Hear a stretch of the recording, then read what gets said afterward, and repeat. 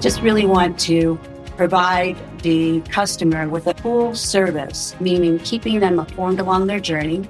So if they're traversing the city during the day and something happens, we can let them know. As they're traversing the city and crowding starts to happen on the buses, we can say, your next vehicle's arriving in 2 minutes. It's at 120% capacity. The next one's coming in 4 minutes after that. It's at a lower capacity, whatever that is. This is Transit Unplugged. I'm Paul Comfort. Good to be with you on another edition of the world's leading transit executive podcast, Transit Unplugged. News and views this week with Lisa Walton, the Chief Technology Officer at the San Francisco MTA. Be a great follow-up from our guest last week, Michelle Bouchard, CEO of Caltrain, who is also in that Bay Area, and those operations actually work together hand in glove in some places. And so this 2-week series is a focus on the San Francisco Bay Area. Tell you, if you did not listen to that last episode with Michelle Bouchard, I encourage you to go back and listen to it. It's one of the best interviews we've done in a long time, focusing on commuter rail, commuter bus, a real in-depth education on it. I encourage you to do it. And today is no different with Lisa Walton. It's a tremendous interview talking about some of the great things happening there. You're going to want to make sure you stay tuned for that. But first, a look at the news of the week, and then after her interview, I'll take a look at the future of public transportation with a special focus on my new book, Conversations on Equity and Inclusion in Public Transportation. We're going to be doing a book launch party next week at APTATransform conference on Monday, October 10th at 12:30 p.m. at the Vontis booth. Make sure you come by that booth. We're going to have 10 CEOs of major transit systems talking about the book, signing copies. It's going to be a good time for one and all, refreshments. Stay tuned for the end of the podcast for all the details. But now a look at headline news for the public transportation industry. Here in the United States, great news for public transportation. Continuing an upward trend, the public transportation industry in the United States saw ridership rebound to more than 70% of pre-pandemic levels in September, according to the American Public Transportation Association's Ridership Trends Dashboard. If you don't look at that and you're interested in ridership, you should. It's a great place to take a look at what's happening across the industry, kind of open up your eyes into ridership. Public transportation, according to APTA President and CEO Paul Skoutelas, suffered catastrophic blows to ridership when the COVID-19 pandemic arrived in March of 2020. Systems saw significant declines in ridership as offices closed and Americans were urged to work from home for extended periods. But now, he says, as we see more workers return to the office, more students return to school, and more community destinations such as restaurants, theaters, and retail stores reopen their doors, agencies from coast to coast are seeing a rise in ridership. Congratulations to our industry, as now we are hitting, on average, 70% of pre-pandemic ridership. That is great news. Although I again encourage us to remember that ridership is not the only key performance indicator that focuses on our ability to measure our success as public transit agencies. You'll recall in recent presentations I've done on this show and around the country, I just got back from speaking in London 8 times at a big quadrants conference hosted by Volaris, parent company for where I work. And in every presentation, I try to make a point that, when APTA did a survey last year of transit agencies, they had changed their key performance indicators to move ridership from number 1, where it's been for a long time, to number 2. And customer service, the focus on the customer experience, is what has moved into number 1. We know that if we build it right, they will come. And just like Michelle Bouchard told us on last week's episode, they're seeing an increase in ridership on commuter services in the midday, on nights and weekends. The ridership patterns are changing, and many cities are experiencing what they're calling a Tuesday through Thursday city, where riders are moving into the downtown areas mostly on those days, but not going in on their hybrid work schedules on Mondays and Fridays. So I don't anticipate us ever getting back up to 90 to 100% of ridership anytime soon, unless we adjust our service offerings to meet the needs of the passengers. And that's what's happening across America and the world. Public transit agencies are really reemerging out of the COVID pandemic better and stronger than ever before because we have a sense of who we are. We're not just about getting people from A to B anymore. We're about improving societal aims, such as environmental stewardship, such as promoting equity and inclusion in our agencies, by how we handle our employees, and also in our communities by the services we provide. That's what the message of my book is about, and that's what we're hearing from one CEO after another, and even from leaders of national governments and around the world, that is a focus that we're coming out of the pandemic with.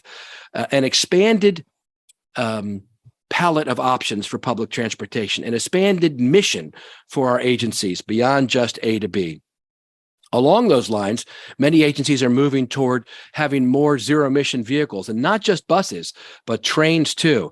As you heard last week, and as this week the news actually came out officially, Caltrain representatives were joined by federal, state, regional, local officials, and community members to celebrate the first public viewing of the agency's new electric train cars. The new train cars will serve as a centerpiece for the Caltrain electrification project. Caltrain said the trains will offer better service to riders and will generate much less noise than their diesel equivalent.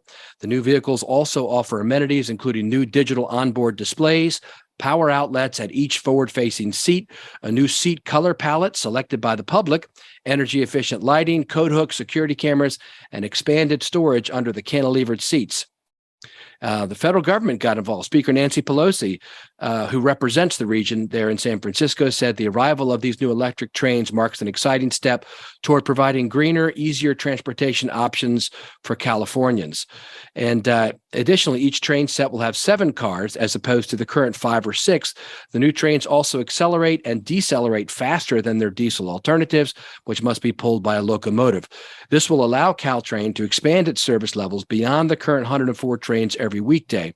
According to the company, these trains will go into service in 2024 and then be tested to ensure they and the infrastructure they will rely on are in good working order.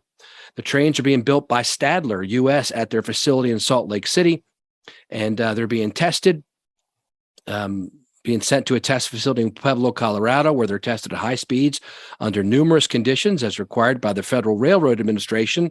And the trains were tested for braking, propulsion, ride quality, noise, vibration, door operation, positive train control, and electromagnetic interference over the course of 8 months.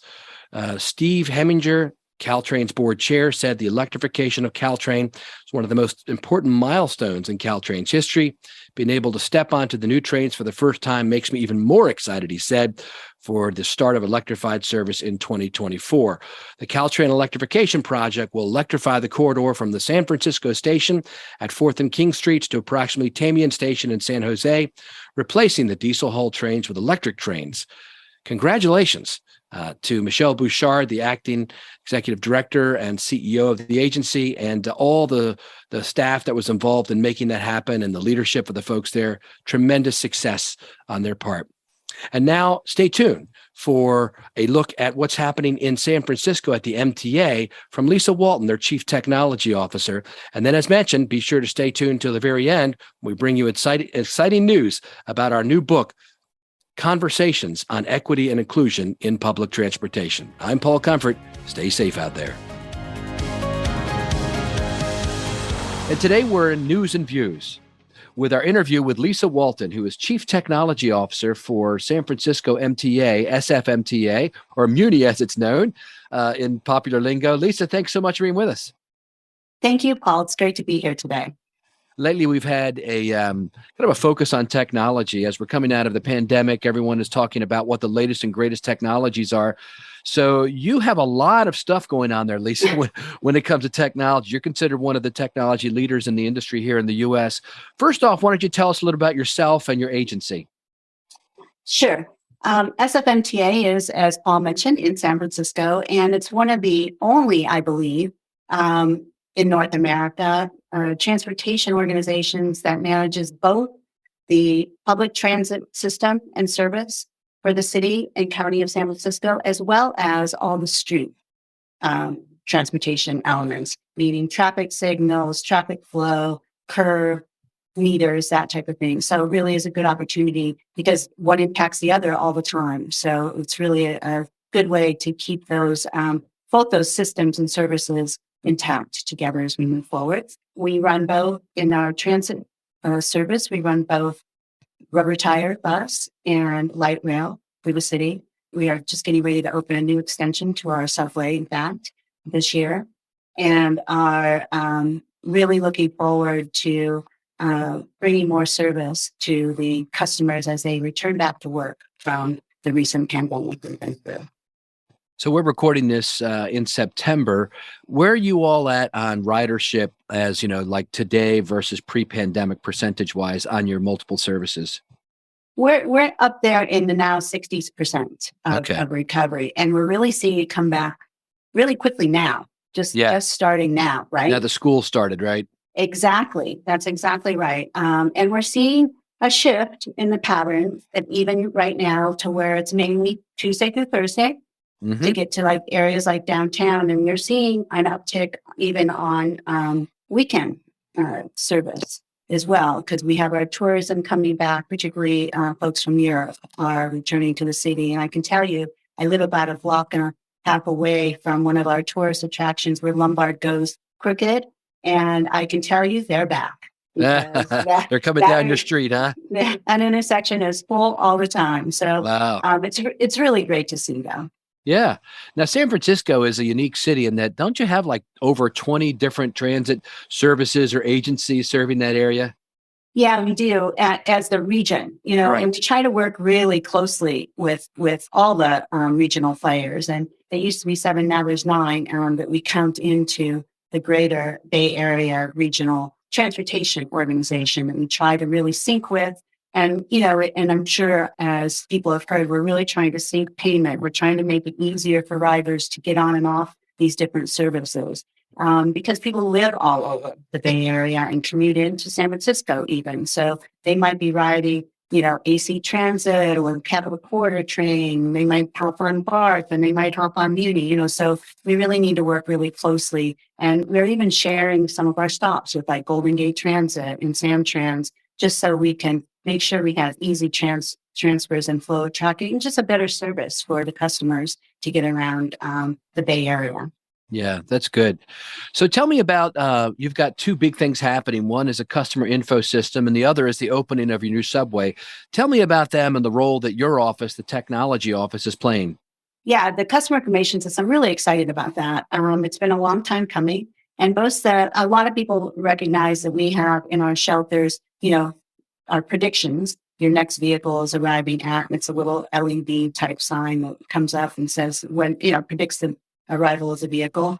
But we're replacing that system. And when we went to replace it, technology had changed so much and so drastically, because it's a 20-year-old system, that we really saw the opportunity to offer our customers a lot more.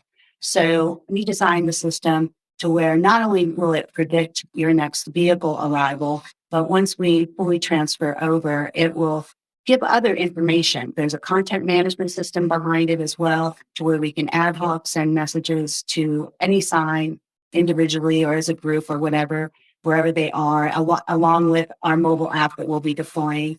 We'll be able to tell you capacity, real-time capacity.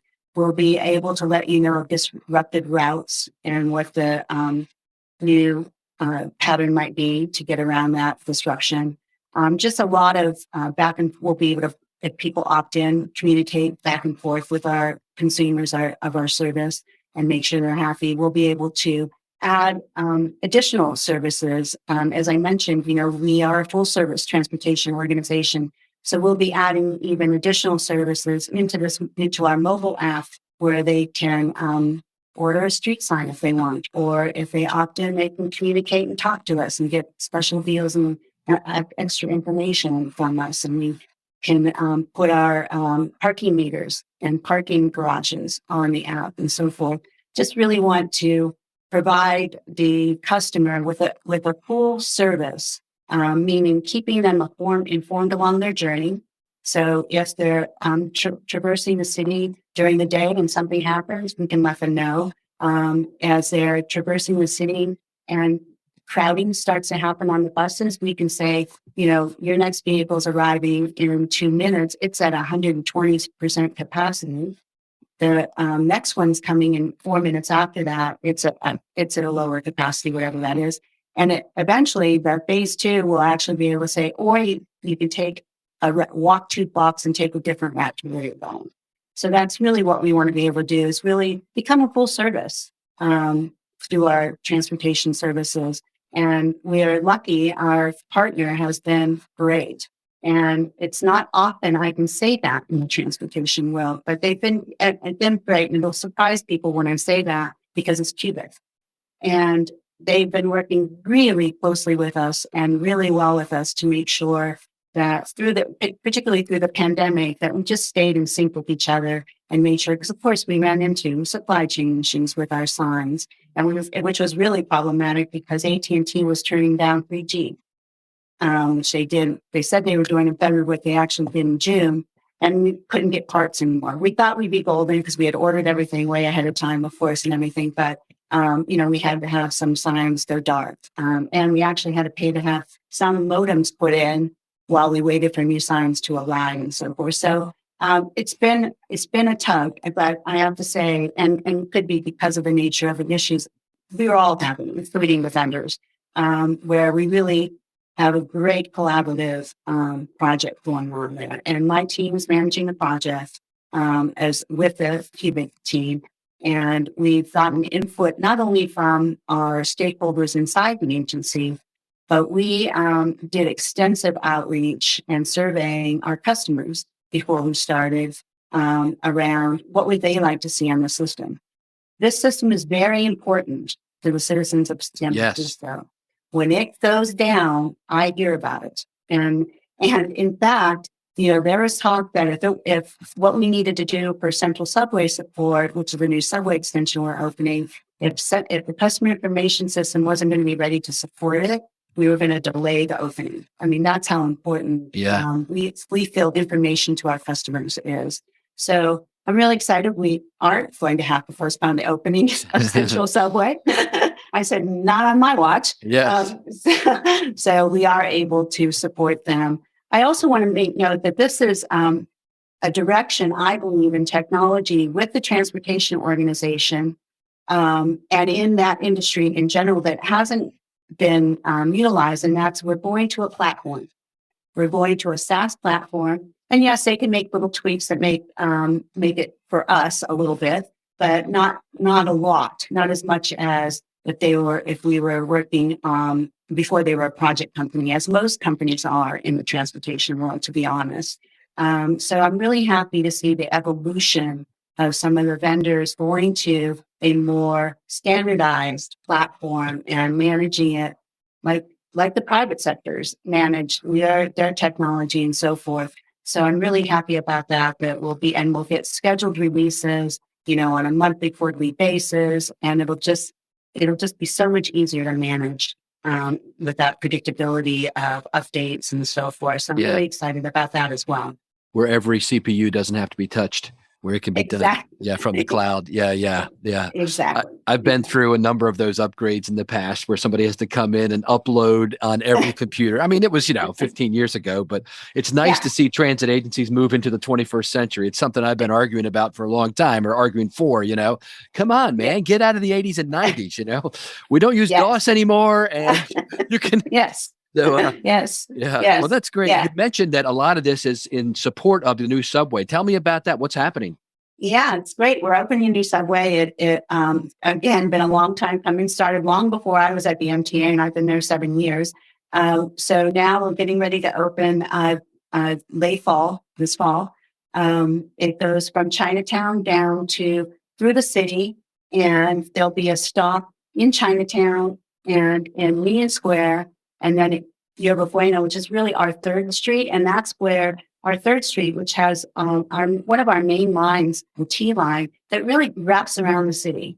In fact, it's hard to say east or west, inbound or outbound, because it goes inbound and outbound, so it goes around the city. So it really is to get people to that T line, really, is a thinking, and or to Union Square, but mainly to the T line, so then they can go anywhere from there. That T line also runs across Giant Stadium, Chase Center, and all of the event areas in the city. So it really will help the citizens in the city, but primarily really in Chinatown, really getting down to the other areas of the city in an easy way. So we're really excited about getting that open. We're even talking about, okay, although it won't happen for a while, because we have a tunnel built from Chinatown the other way down to like the tourist area in the Bay, whether it be Pier 39 or the Marina in that area. And we're really talking about, okay, when do we start that one? And I'm like, oh, please give me a month or two. So, but right now, as you know, and as most folks in the technology departments know, this last few months of project are the hardest, right? It's where all the nooks and crannies, you have to work and tick and tie everything together and make sure everything's going the way it needs to. And you really don't want to see any, oh my God, I wasn't expecting that. But of course, we're going to get those. Yeah. Wow, that's interesting. We're really excited about that. We really hope that once we do bring our customers fully back, we're really hoping that that'll also add to us, enabling us to, decrease our headway and have more service through the subways. Yeah, that's a lot. That's a lot of what's happening right now is on the routes that we need it. We need to increase the frequency, right? My friend Kevin Quinn likes to say frequency equals freedom. Exactly. And I ride the system every day, and now I can see that people are coming back. I was telling the folks yesterday that I took the bus into the office, and, I'm an early stop from where it pulls out. So I got a seat. But 4 stops later, it was packed. Wow. Standing there. That's a good sign. It's a great sign. Yeah. I really liked it. Loved it. And we did increase our service this month. So last month, I should say. Right. So who runs the famous streetcar service downtown? That's us. Okay. So we do the streetcars and the cable cars. And while, we love them, yes, we have a love-hate relationship with them, as you can imagine, because they do need to stay authentic. Right. So even though I need to put a customer information system on both of those fleets, you can't see it, and I can't disrupt anything. Right. They want it to look the old school. Yeah. Yeah. I love that. I know a lot of people love that, who are tourists to San Francisco. I actually, in my children's book called Public Transportation from the Tom Thumb Railroad to Hyperloop and Beyond, I have a whole page about how those cable cars work, because a lot of people don't understand that, how there's a barn at the end of the street, and is that still the way it runs? Well, we have a barn. We have what we call the cable car barn. Right. But they really they run where there would be a cable car barn back in the day. They still have those turnarounds, which is where the barn would be. So they have the turnaround still, not necessarily the barn. The barn's in another place now, but we do have the barn for repairs and so forth. But we do have the turnarounds down at Powell Street and Fifth, where Powell Stockton area, where all the tourist shops are and so forth. Right. And then down near Fisherman's Wharf, there's another turnaround down there. I think I've seen that one at Fisherman's Wharf. So how are the cable cars powered now? Are they like traditional light rail with electric catenary wires over top? They're cable cars. Just still the cable. That's good. Underneath, right? Yeah. Them along. Yeah. Still that is so awesome. I love that. Yeah. Yeah, it is. Yeah. We have a whole wood shop, we have a wood shop, a metal shop and everything. Because again, we have to fill the parts, right? 99.99% of the time. So, and those cars are amazing looking. I remember riding them the last time I was there. I mean, traditional, they've got little plaques on them that say when they were built and all that stuff. It's really neat. If you travel to San Francisco and you're listening to the podcast, you got to ride the cable cars downtown. Yeah, they're really a lot of fun. And right now they're just sparkling because, lots of time to clean them, right? Yep. Keep clean and repaint and spruce up. So they're gorgeous right now. And I live on a cable car line. So I just love it. I don't take it very often, but I love it. Yeah. Well, what a great conversation where we're able to talk about the latest, greatest technology in addition to some of the oldest, coolest cars in the business. So exactly. Lisa Walton, thank you so much. And thank you for the work you're doing to improve the lives of the hundreds of thousands of people that rely on the SFMTA every day, and making sure that we are, as we said, in the 2020s with the technology and having it able to even be improved as we go into the future from there. So thank you for the great work you are doing and have done to help your agency get there. Thank you, Paul. I really appreciate your support in all this. Thank you. Hi, I'm Elea Carey, a communications consultant who loves working with public transit agencies.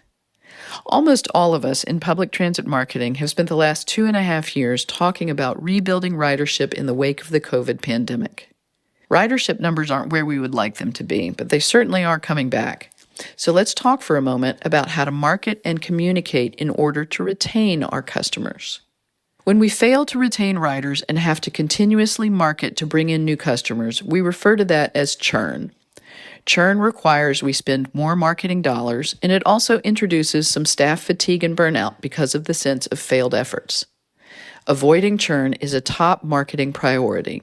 We can do that by keeping in touch with customers regularly, with emails, social media, and even customer-related events and giveaways. Anticipating and communicating rider challenges, especially when it comes to service changes, is a very important way to keep in touch with customers and retain their interest and loyalty. Finally, marketing and customer service efforts don't always work together for rider retention, but they really should. Emails and social media are all well and good for outreach, but having a real human being to talk to, especially when things go wrong, is a surefire way to make riders feel wanted, reassured, and loyal. If you'd like to talk more about customer retention marketing or anything else related to communications and public transit, look me up on LinkedIn. My first name is spelled E-L-E-A, last name C-A-R-E-Y. Hi, this is Mike Bismeyer, Regional Sales Director for APTATra, and this is Mike's Minute, where we talk about mentorship, leadership, and kindness with the hopes it'll inspire you to pay it forward. I wanted to take time out this week to talk about leadership and kindness in transit, the transit family, and how that shone through recently during a difficult time with one of our transit family members. While visiting with Edmonton Transit last week, they shared a story of a recent traumatic loss of one of their employees, and an incredibly inspiring story that came from the kindness of others.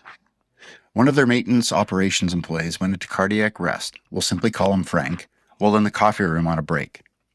2 other staff members jumped into action and did CPR for almost half an hour, which helped keep him alive in the hospital for a week, allowing family members an opportunity to say their goodbyes. One of the ETS leadership team even went to the house of the listed emergency contact to personally let the family know what had transpired at work that day. Sadly, Frank passed away later that week, a terrible incident for sure, but the ETS team's kindness continued from there.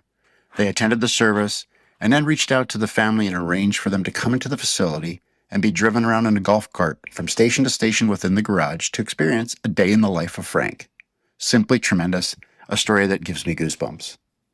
They also found out shortly prior to his passing that Frank had bought a hot dog machine from Amazon that he was hoping to bring into work to start to have some staff hot dog days. A day after the family was given the tour, they returned to the garage and handed off the hot dog machines. And now the staff has started to have Frank Fridays in his memory. Amazing all around. Great leadership and incredible kindness. Kudos to the Edmonton team, Frank, and all those who are impacted by the event. Kindness is cool. Thanks for listening. And now we'll look at the future of public transportation. As mentioned earlier, next week, I'll be at the American Public Transportation Association's Transform Conference in Seattle. I'll be hosting a book launch party and a giveaway and book signing for my new book, Conversations on Equity and Inclusion in Public Transportation. And you're invited if you're one of the thousands of people who will be at the APTA conference. Come and join a dozen top transit CEOs and executives who contributed to the book as they talk about the book, share their thoughts on this important topic, autograph free copies of the book. We'll have refreshments, all sponsored by Vontas, and it'll be at their booth at the APTA trade show floor, Vontas booth number 705 on Monday, October 10th at 12:30 p.m. Be sure to come by. There's going to be people such as who have confirmed Terry White, the general manager of King County Metro in Seattle, India Birdsong, the general manager of Cleveland's transit system, GCRTA, Alex Wiggins, my good friend from New Orleans, CEO of Norda, Inez Evans, CEO of Indigo in Indianapolis, Brad Miller, CEO of Pinellas Suncoast Transit Authority from Clearwater, Freddie Fuller, from Jacobs and past chair of COMTO, the Conference of Minority Transportation Officials. Bakara Sanderson Malden, who penned the foreword to the book, Chief of Staff of Memphis Area Transit Authority, will be there. Robbie Mackinnon, my good friend and past CEO of Kansas City Area Transit Authority. Rod Jones, portfolio leader of Modaxo. Bridget Beato, CEO of Luminor Consulting, who contributed to the book. David Kim, past Secretary of Transportation of California, and Peter Axel, General Manager of Vontis, who's sponsoring the party and the giveaway. Again, if you want to be a part of it, the books themselves are available right now for pre-order online on Amazon and other places. You can go to Amazon and type in Paul Comfort, Equity, and it'll pop you up to the book, and you can pre-order it. And right now, the book is available for a special low price for those who are interested in the ebook. And then the paperback book will be available in November on Amazon and Barnes & Noble and other retailers, Book Babies Bookstore. We'll bring you more information about that. Many people are interested in buying these books for their staff. I've had one company just this week tell me they wanted to buy 100. If you want to buy them in bulk of, let's say, 50 or more, feel free to contact me at paul.comfort@modaxo.com, and I can arrange for you to get them at a special wholesale rate if you want to get this message out to the employees in your company or the employees at your transit agency. And what is the book? Well, the book is called Conversations on Equity and Inclusion in Public Transportation, and it's called that because that's exactly what it is. It's me speaking with over 20 top public transportation executives about efforts they're making right now to improve equity and inclusion in their agencies and in the services they provide to their communities. I think COVID actually provided transit agencies an opportunity to reflect on our core mission, like I mentioned in the opening. Would our agencies and city governments continue to be ridership obsessed, or would they now focus on a more fundamental mission to provide mobility and access to opportunities for all with a focus on improved customer service and experience? As I mentioned earlier, the American Public Transportation Association, APTA, industry survey late last year showed that transit agencies have largely begun making the switch. They removed ridership as their number one key performance indicator, or KPI, and replaced it with customer service. And then they also added in access to mobility options as their key performance indicator number 3. The pandemic showed that ridership remained higher on core bus services, providing access to essential jobs, while commuters from the suburbs worked from home. These commuter bus and rail services ridership dropped to under 10% of pre-pandemic levels in some cases. The essential workers, though, riding core bus service made up the backbone of our services in the cities and bus and light rail and subway, but also the backbone of our society and economy. The U.S. federal government and other governments in nations like Canada and the U.K. realized this and made increased transit operating funding a national priority. Local leaders have demanded that transit agencies now make service to these essential workers and those often left behind in transit planning a local priority. These may include people of color, lower income, or elderly passengers. This book explores this new reality where transit agencies are putting the focus back on the rider and improving equity and inclusion for all. We also examine the new move toward utilizing microtransit as a safety net. That's the chapter I wrote in the book, and how the fare-free movement, or the zero-fare movement, is sweeping the nation. This book, as I mentioned, is a series of conversations with many leaders, including Veronica Vanderpool, Deputy Administrator of the Federal Transit Administration, Terry White, CEO of King County Metro, India Birdsong, CEO of Greater Cleveland, Julie Tim, coming out of Richmond, now going to Sound Transit, and many other leaders, including Inez Evans, Noah Berger, Brad Miller, Paul Tolliver, who gives us a good historical perspective on equity and inclusion in the industry, David Kim, Natalie Lowborough, my friend Tilly Lowborough, from who's general manager of Metro Trains Melbourne, talks to us about what's happening in Australia there. And then Linda Ford and the team from the American Public Transportation Association weigh in, as do many business leaders, including Bridget Beato from Luminor Consulting, Freddie Fuller and the whole team from Jacobs, Nora Kamal from Proterra Bus, and other leaders from companies such as Vontis and Modaxo and Trapeze and TripSpark. So they're going to be talking to you in this book and in person at our launch event about why we should continue to have conversations and take action on equity and inclusion in public transportation. Again, if you're at the APTA conference, be sure to come by the booth on Monday, October 10th at 12:30 p.m., the Vauntus booth, number 705, who's sponsoring the party. Thank you so much for being with us on this episode of Transit Unplugged, and hopefully thank you for seeing you in person next week at APTATransform. Stay safe out there. Thank you for listening to this week's episode of Transit Unplugged News and Views with our special guest, Lisa Walton, CTO of San Francisco MTA. And next week on Transit Unplugged In Depth, we have Vernon Everitt, Transit Commissioner for Greater Manchester in the UK. Don't forget to visit transitunplugged.com to sign up for the newsletter so you are always in the loop with whatever is going on the podcast or Transit Unplugged TV. If you have a question, comment, or want to be a guest on the show, feel free to email us at info@transitunplugged.com. So until next week, ride safe and ride happy.